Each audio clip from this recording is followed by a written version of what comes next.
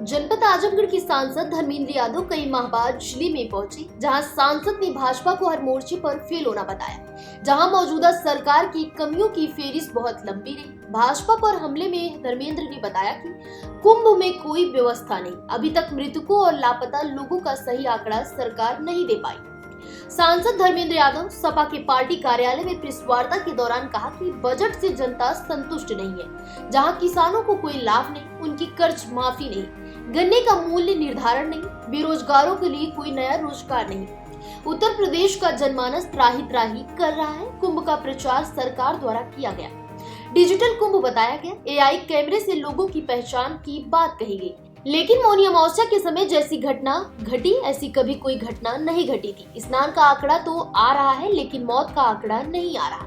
कितने लोग गायब हो गए इसका पता भी नहीं। सांसद धर्मेंद्र ने आजमगढ़ को लेकर कहा कि किसानों को गन्ने की पर्चियां नहीं मिल रही हैं, नहरों में पानी नहीं, गन्ने की पर्ची देने पर किसानों से बोला जा रहा है कि 3 दिन में गन्ना पहुंचाओ, जो व्यवहारिक रूप से संभव नहीं। बिजली समय से उपलब्ध नहीं, बिल बढ़कर आ रहा है, थाना तहसील लूट का अड्डा बन चुके हैं। बिजली विभाग को लेकर कहा कि इसका निजीकरण नहीं होना चाहिए।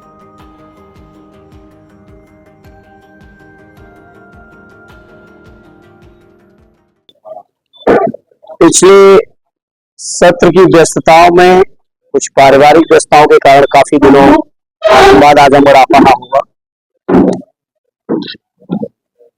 जब चूंकि बजट पेश हो चुका है तो मैं वहीं से शुरू करूंगा।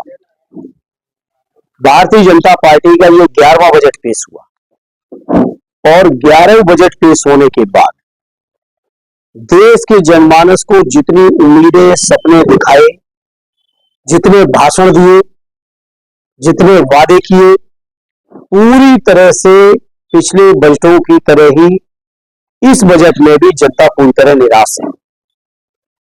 लोगों को उम्मीद लगी थी कि शायद किसानों के कहीं कर्ज माफ हो, नौजवान उम्मीद कर रहे थे कि शायद रोजगार के कोई नए अवसर दिखेंगे बजट में। बीजेपी के लोग आंकड़ों के लिहाज से प्रचार तो बहुत बड़े बड़े बजट का कर रहे हैं कि 50 लाख करोड़ से भी ज्यादा का बजट है, लेकिन मैं समझता हूं देश के 140 करोड़ लोगों में शायद 50 लाख लोग भी इस बजट से संतुष्ट नहीं है। किसान अलग परेशान है, उनकी अपनी समस्याएं लगातार चल रही है। गन्ने का भुगतान तो दूर छोड़िए, अभी गन्ने के मूल्य का भी निर्धारण नहीं हुआ। यूरिया, खाद, बिजली कहीं मिल नहीं रही, ब्लैक मार्केटिंग चल रही है। नौजवान परेशान है रोजगार के लिए, शिक्षा के लिए। लगातार शिक्षा का बजट घटा के सरकारी शिक्षण संस्थाओं से प्राइवेट शिक्षण संस्थाओं में जाने के लिए मजबूर किया जा रहा है। मजदूरों को कोई राहत नहीं, सरकारी नौकरी वालों को कोई राहत नहीं, बुनकर भाइयों के लिए कोई योजना नहीं। मैं समझता हूं समाज का हर वर्ग बीजेपी के इस बजट से निराश है, उदास है। और अगर उत्तर प्रदेश की बात करें तो उत्तर प्रदेश सरकार के पास इस समय कोई भी काम नहीं बचा है, कोई काम नहीं कर रहा है। उत्तर प्रदेश का जनमानस त्राही त्राही कर रहा है। महाकुंभ के नाम पर प्रचार प्रसार बहुत किया सरकार ने, लेकिन जिस तरह की त्रासदी सामने आई, मैं समझता हूं मौनी अमावस्या के दिन वो अब तक के शायद जितने भी कुंभ हुए कभी ऐसी बात नहीं हुई।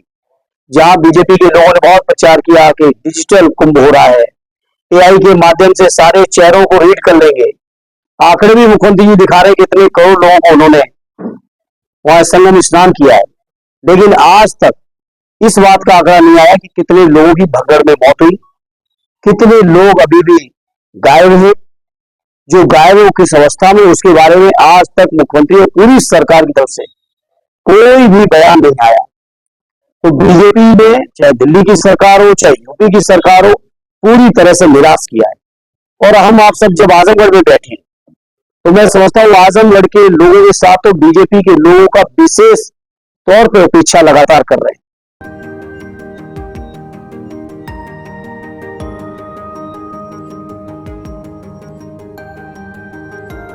फिलहाल इस खबर में बस इतना ही।